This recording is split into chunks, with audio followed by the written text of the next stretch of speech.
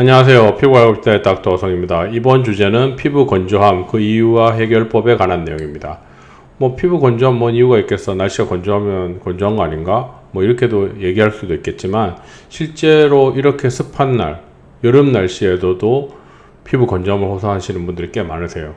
그러면 이런 피부 건조함이 왜 생기고 어떠한 해결법들이 있는지 여기에 대해서 한번 얘기해 볼 테니까요. 이번 내용도 끝까지 시청 놓치지 말고 부탁드리겠습니다. 피부 건조함이 생기는 이유와 해결 방법. 주변 환경이 건조하면 피부 건조할 수 있겠죠. 그런데 여기에서 한번 또 궁금한 게 주변 환경이 건조한 곳에 사는 사람들, 어떤 분들이 있어요? 중동 아시아 같은 데 사시는 분들은 항상 주변 환경이 건조해요. 그죠? 그런데 그런 사람들이 전부 다 건조함을 호소하지는 않는단 말이죠. 주변 환경이 건조해도 거기에 피부가 적응해서 오랫동안 유지되면 그렇게 건조함이 느껴지지 않아요.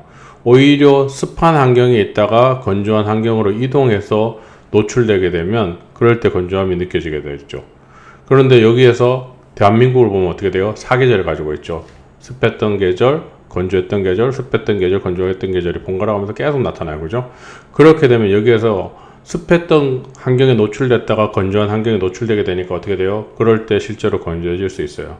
여름이 있기 때문에 겨울에 건조감이 심해질 수 있다는 거죠.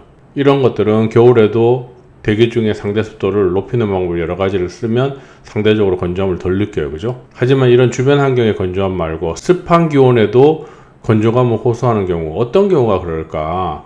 우리가 이거 피부의 모식도를 보면 피부 밖에는 표피가 있고 그 다음에 진피가 있어요. 그죠? 진피 안에 보통 물을 간직하고 있어요. 우리 몸은 60%가 물이라고 하잖아요.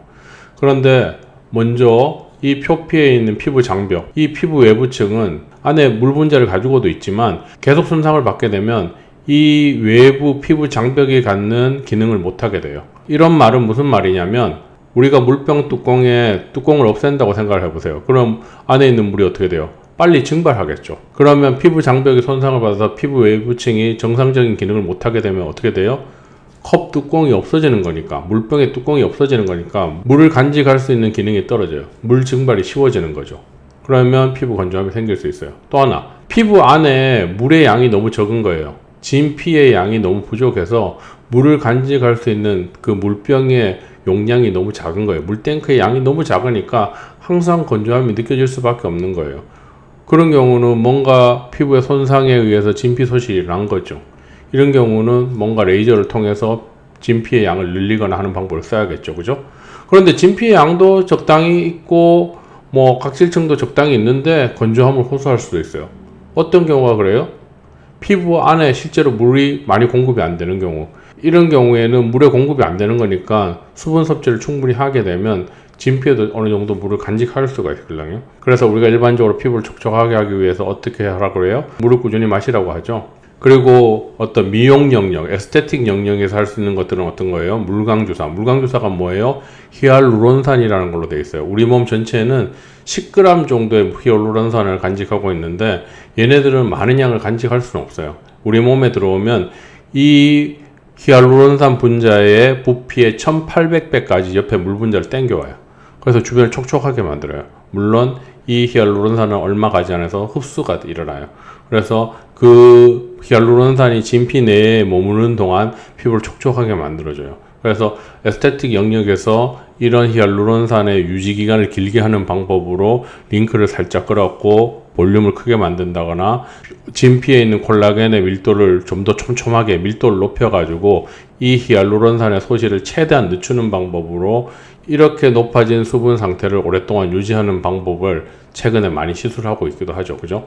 그런데 이렇게 하는 방법들은 선생님들마다 방법이 다 다르고 병원마다 다 다르니까 어느 병원에 가서 잘한다? 그 선생님이 그렇게 어떤 히알루론산을 오랫동안 유지시키는 방법을 알고 있다는 거예요.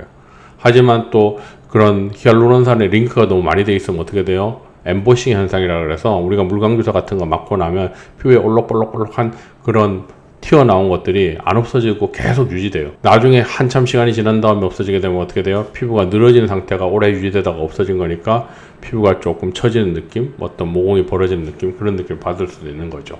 그래서 우리가 피부 건조함을 느낀 경우 어떻다? 피부의 뚜껑, 피부 장벽이 장기적으로 손상을 받아갖고 뭔가 제 기능을 하는 피부 장벽이 만들어지지 않으면 컵 뚜껑이 없어지니까 물의 손실이 빨라진다. 물의 증발이 빨라지니까 건조함을 느끼는 거다.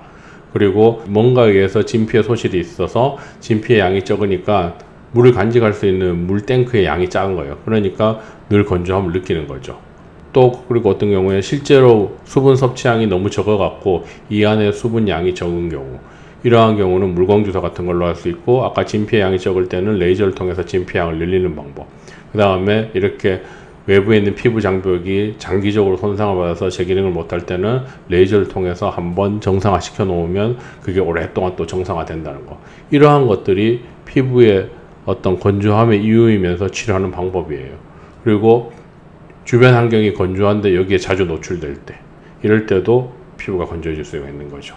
뭐 이런 얘기를 하면 많은 사람들이 야, 그러면 결국은 레이저나 어떤 에스테틱 영역밖에 이런 문제를 해결할 수 있는 방법이 없는 거 아니야, 다른 거 없잖아, 그럼 결국 돈 쓰란 얘기네, 이렇게 해석할 수도 있어요. 하지만 이런 문제가 생기기 전에 사전에 집에서 잘 관리해서 본인이 조금만 관심을 기울이면 이런 문제가 생기기 전에 어느 정도 예방할 수가 있어요. 그런데 벌써 이런 상태가 심해진 경우에는 어떤 집에서 관리 방법만으로는 정상화 돌리기는 한계가 있다는 거죠. 그래서 이번 내용은 일반적으로 집에서 어떻게 관리해야 되는지도 살짝 언급을 했고, 이런 것들이 문제가 생겼을 때 어떤 식으로 해결해야 되는지도 한번 언급을 해드렸어요. 그러니까 이런 문제가 실제로 발생하지 않도록 집에서 관리를 잘하는 게 가장 중요하리라고 생각됩니다. 아시겠죠? 그래서 이번 영상도 여러분에게 많은 도움이 되었으리라고 생각을 하고요. 여러분의 피부가 건조함 없이 건강한 피부로 거듭나기를 바라면서 다음 영상에도 더 여러분에게 도움이 되는 주제로 찾아뵙도록 하겠습니다. 끝까지 시청해주셔서 감사드립니다.